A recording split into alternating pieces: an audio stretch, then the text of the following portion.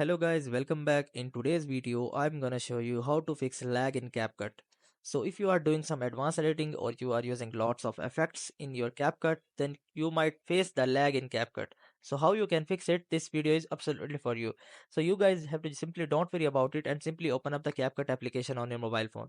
So after successfully opening up the CapCut on your PC or laptop, so after opening up the CapCut on your PC or laptop, you guys have to simply click on this menu button or the top left panel.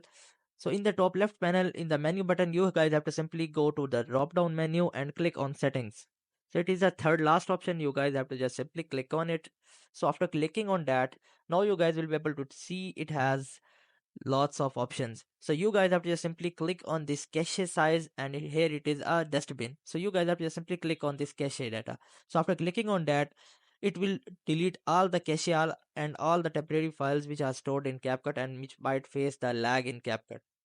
Another option is you guys have to just simply go to this above edit section, and in the edit section you guys have to just simply go to this frame rate section, and it is by default 30 fps. So you guys have to just simply drop it to 24 fps, and after just simply dropping to 24 fps, you guys can bypass the lag in CapCut.